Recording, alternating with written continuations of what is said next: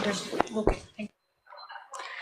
Today, I stand here not to merely speak on the budget, but to speak on the blueprint of Bharat's destiny. If you read between the lines of the budget, you will see a negotiation with the future. From demographic dividend to democratic dominance, this is the journey this budget envisions. Not in capital, not in corporations, not even in the state, but in the Indian youth. Budget is not a fiscal document, it is a Yuva Sankalp Patra meant to nurture a generation that will carry India to 2047 from a developing nation to Vikashit Bharat.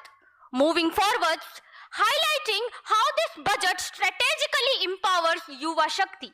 First, 3 Kartavyas macro vision. Kartavya 1, accelerating growth. 2, building human capacity, and 3, inclusive development.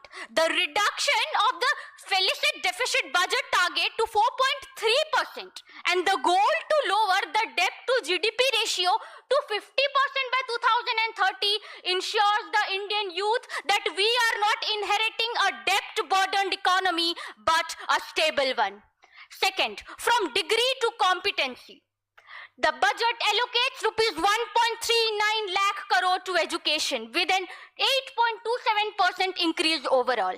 The standout factor here is education to employment and enterprise, that is the EEE committee, which is designed to bridge the gap between degree and the industry needs.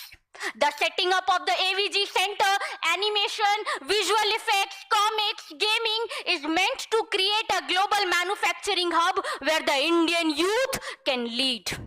Third comes the corporate mitras. This initiative in the tier 2 and tier 3 cities is meant to create democratization of the business initiatives, letting the rural youth to navigate complex compliances and scale the startups.